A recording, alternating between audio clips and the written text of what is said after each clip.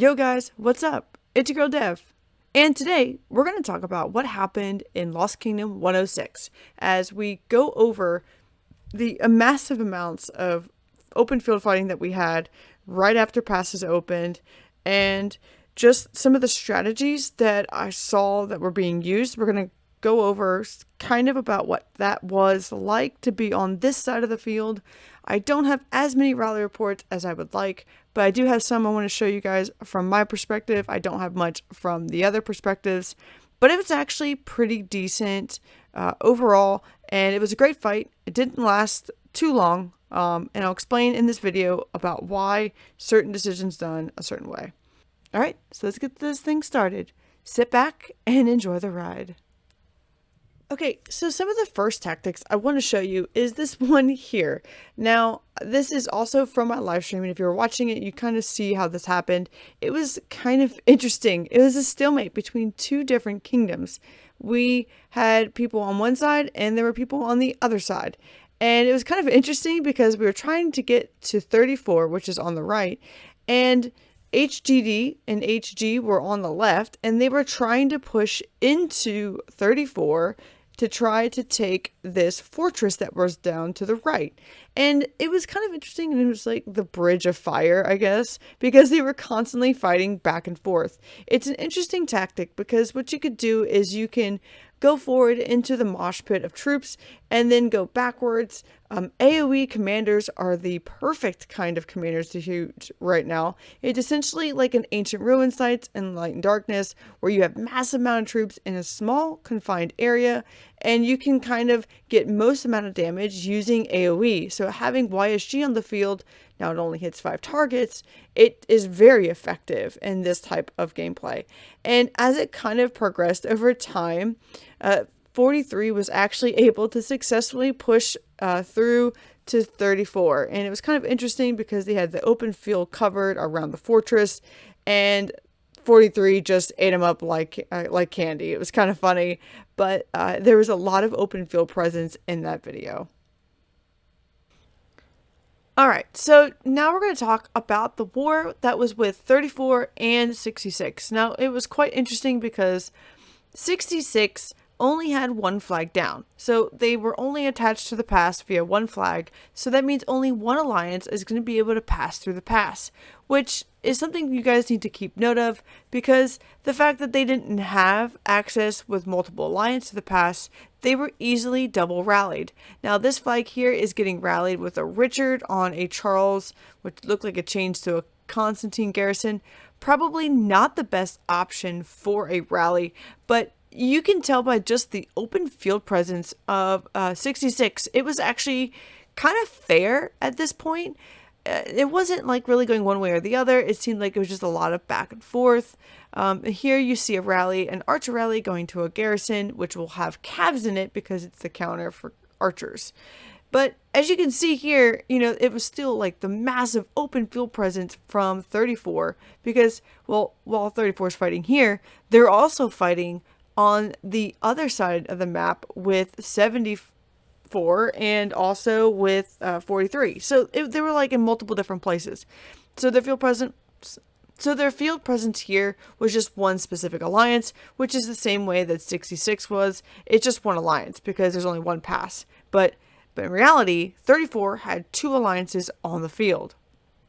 Okay, so at this point, we have 3 flags building at the same time, and I want you to take note of the purple flag that's already highlighted. If this flag completes, they'll be able to rally 2 flags, the flag that's being built by 33 and the flag that's already built, because it got done first. So the flag that gets done first gets the priority on the build and on the approach.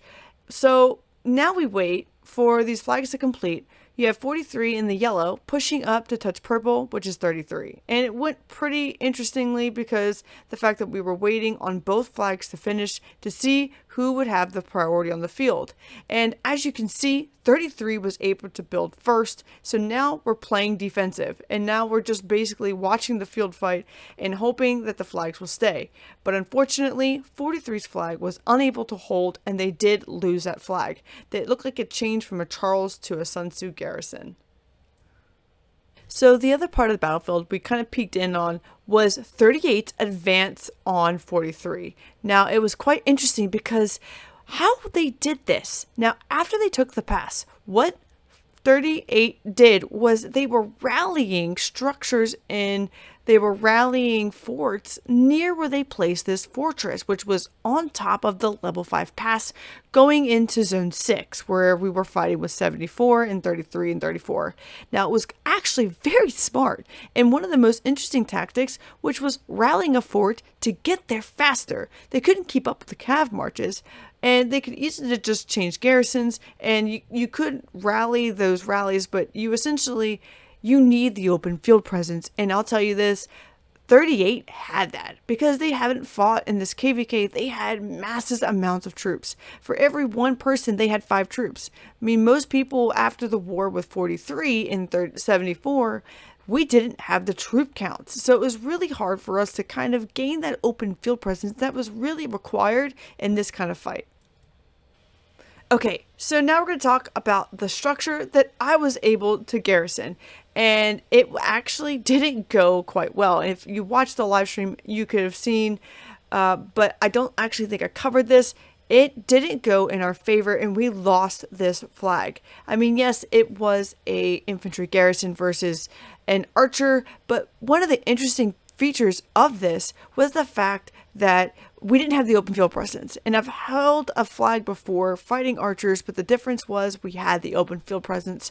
And we had advice from Beanbagger was actually to use YSG and Saladin, and it actually worked in our favor. So we're like, heck, why don't we just use Saladin YSG and really hold this flag the correct way against their archers? Well, it worked, and we constantly had to change the markers to signify that we were changing the troop type, and changing it really quickly was actually very effective. So you could quickly change from one type to another. We were also running counter rallies, so it was important after we run the counter rally that you re-garrison the structure and you just repeat the steps over and over and over again.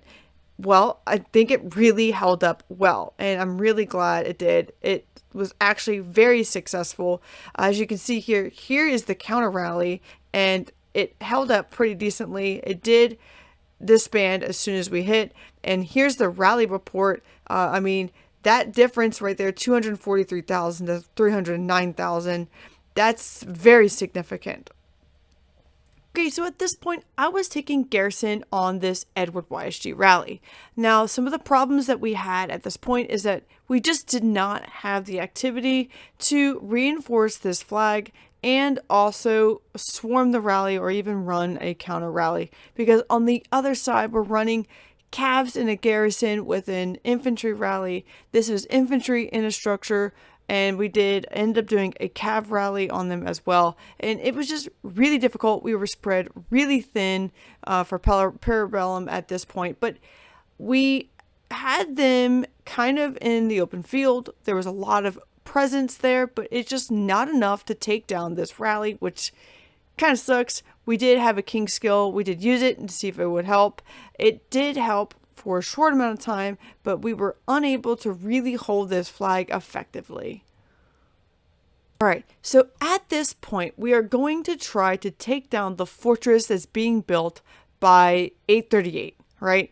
And we did some coordination with 1843 to coordinate a singleized attack on this fort.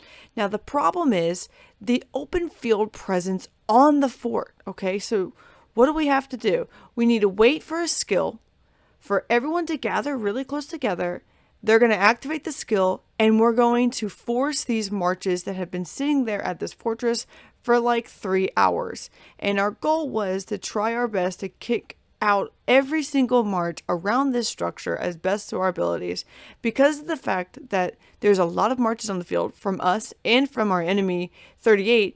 It was going to be an absolute bloodbath of just mass amounts of skill damage attacks and defensive and rings and just buffs and debuffs, and just as you can see, my game lagged out, and it was kind of like this for a good solid 15 minutes because that's about how much time we had left on this fortress. And we tried to push in, we had markers set up, and just to make sure that we can try to push into this structure and take it. And, with this, there's so much lag, and this is right before they did the patch where they said they reduced the amount of lag during simplified graphics.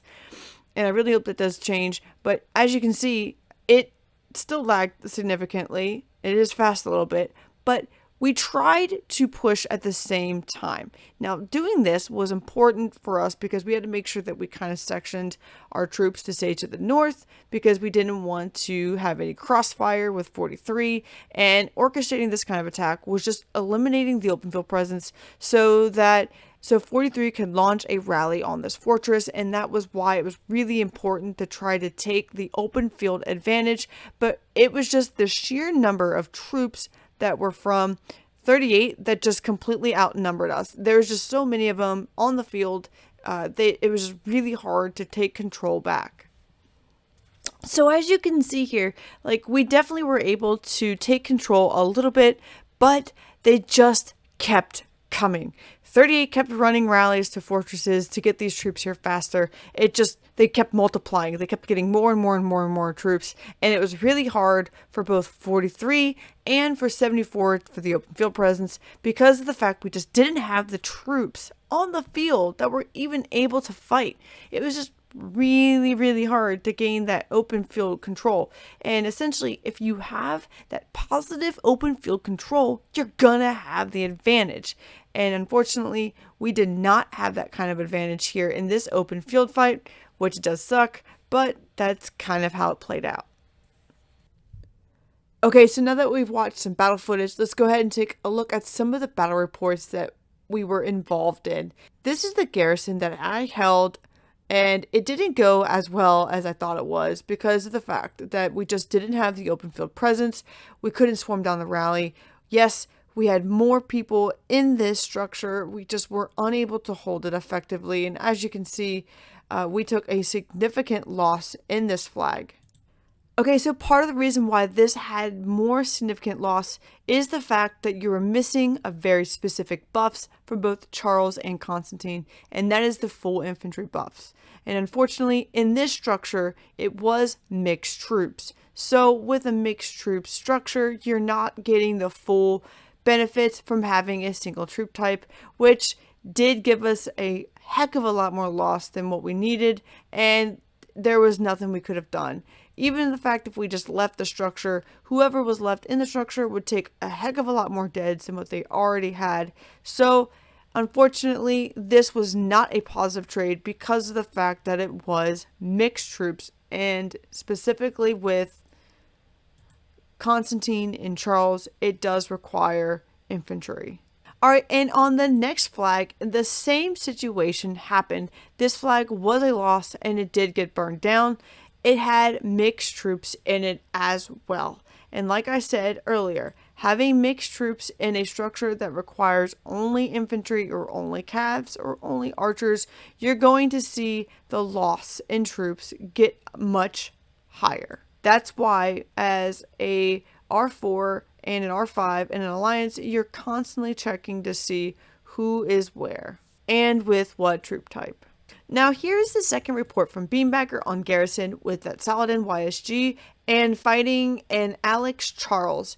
As you can see here, the significant loss, but what's important is the fact that they actually took less power loss, but they took more troop death. We had more power loss, but we also had more sev wounds. I consider this flag a loss. Even though we did win on the deaths, you do have to heal your hospital and use those speed ups to clear your hospital. So here's the next one, and again, we're going back to the same flag, Saladin YSG, and this is the Edward Tamaris rally on it. And as you can see, again, still more loss. We actually won on this one because the power loss was less on our side and greater on theirs, and they took all dead, so no sev wounds at all, period. But what's important about the structure here is the fact that we were still able to hold it with all calves. We faced an infantry rally and an archer rally, and it held all calves. Now, during this war, I did have one positive fight on a flag, and that was here with a Charles and a Constantine on Garrison with an Edward YSG rally. And we actually took a positive on this, which is pretty nice. It is pretty even. We did take less deads, but still, again, the hospital capacity. And it actually was all infantry. And again, if you focus on just the specific troop type and keep them specific in the flag, your rallies and your garrisons are going to do so much better. So you have to constantly pay attention to these things. And that may mean that you have to kick a person from an alliance. This is part of the reason why I am highly suggesting to Lilith to be able for garrison leaders to kick members from a structure. That will prevent a lot of this mayhem and people getting kicked while they're on the field. Okay, as we're getting to the last of these couple reports, we're going to go over this one here. This was probably one of the biggest loss reports that I have, and it was with my cav marches. It was the most power loss that we had in one structure, and I think it's just because that obviously the bad garrison Khan Tao Tao, and no one would have that as a garrison, but I actually think it did change midway through to a Saladin YSG, but I can't technically confirm that because most of these reports are bugged out because of the fact that it happened so quickly. But overall, it was a huge power loss for us, and I think it was just based on the fact that we weren't really ready for them to hit this structure, and people were still trying to garrison it. We did try to re-garrison it and attack it, but it just didn't work. Now, this next one was actually me rallying another city with an Alex and a Charles. I would have definitely recommended doing an Alex and a YSG, but I don't have YSG, so I just had to do Alex Charles. And obviously the trades weren't that great. We did actually cancel the rally, so he didn't get his full troop remaining, and we didn't get any resources, but it was also because we were being swarmed down heavily, so it was really hard to run this, and he did get imprisoned, and I'll tell you why. He had massive amounts of resources that we could take from him, and with a Charles and a YSG on the wall, and it did hold up pretty decently. It's just we really wanted them resources. They look fresh. Okay guys, so as we wrap up this video, we're going to talk about the last few things in this video. And as you can see, the drastic map change from where we had it when we were in our live stream. And that is probably because the fact that 34, which is in pink, and 33, which is in purple, were able to completely block in 66. They weren't able to go very far, but a few flags. And they were able to fully push down 74 and 43 at the same time, and most of the fighting happened right about in here. And as you can see, there is nothing left for both of our alliances because we got completely burned out, and they were able to push us all back into our zones. And unfortunately, it didn't work very well for us. And why is because 38 had the numbers. 43 were in their off time when we were pushing with 74, so it didn't really help us in our favor. But also you need to remember 43 and 74 took significant amount of troop loss fighting each other in zone 5. So yes, we were at an extreme disadvantage because of the massive war that we had, and it was a 1v1 standpoint. Now in the north, you had 33 and 34 fighting 66, which you can call a 2v1. And again, on the right hand side, 76 didn't put too much of a fight. They did fight at one specific pass, which is right here in the north. It did not work well for them either. They were able to get blocked in really quickly, but again, they were blocked in before, so it didn't really go very far. And they were also a 2v1, so 35 and 34 were fighting them to get them to stay locked in. And then you have 38 obviously still in the bottom here, which didn't fight at all until zone 6 opened, which is the level 5 passes. And they were able to come over and push through these passes and easily get through 43. Why? Is because they're massive amounts of troops. And that really killed both of us because of the fact that they were able to push through both of our alliances and both of our kingdoms really, really easily. And we knew at one point, as soon as the fortress here along the pass went down, we knew that that was time for us to pull back. Because once they took this pass here and able to push up to the Couch's zone, it didn't work well in our favor. And we knew we would be taking significant amount of losses if we continued fighting. Yes, we did toss in the towel early, and I think it was more so because we didn't want to take more death.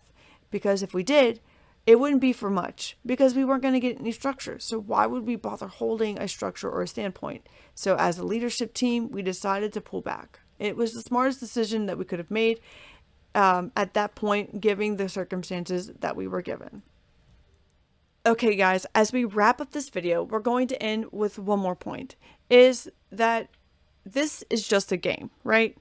So much war happened in the past couple of days over the Zone 6 and Level 5 passes. It was pretty crazy. But I want you guys to remember something, that it's just a game. Real life should always come first. And that means your family should always come first. And yes, a lot of us in the Rise of Kingdoms community see each other as family. So we take things that happen to us in real life and bring them into the game because, well, we're a community of friends and you create this crazy relationship with the people that you surround yourself with. Well, in our Lost Kingdom, one of the members from 1833 lost somebody close to their family. And I'm not really going to go into details because that's not my business, it's theirs. But I do want to say that we send our condolences to this person because of that family member loss. I do like to pay tribute to these members, but unfortunately we couldn't get to the zone, so we did something a little bit differently. We created another type of memorial in our own kingdom because of the fact that we couldn't get to him. So what we do, we had somebody who volunteered his farm account. Oh, I don't want to attack somebody. Volunteered his farm account, changed the name, and we surrounded that city. Because of the fact that we did that, it just shows that, we're unified, even though that we were enemies at one point, that this is just a game. And it's a really nice tribute, and my condolences to this guy's family, and we hope that you are able to pull through the sad times. But that's going to wrap it up for this video. I really appreciate everyone who supports the channel, watches, likes, comments, subscribes, and just enjoys me as a content creator. I really enjoy making this kind of content for you guys, and I love fighting in the war. I don't have many troops left. Let's go ahead and end this with how many troops I have left after this war, because we're going to do RoK this weekend, and I don't have much left. And that's okay. It is just a game. It is just troops. It does suck that I don't have a full march, but we do have Zenith of Power coming up soon, which you'll be able to see in the coming week, and we'll see how we will place in that. But that's it for me, guys. Don't forget to like and subscribe and drop a comment below if you like this video, and a bunch of the war content is my favorite thing to cover because I just really like fighting, and my kills, my deaths, it's all relative. All right, but that's it for me. So for now, just keep it real.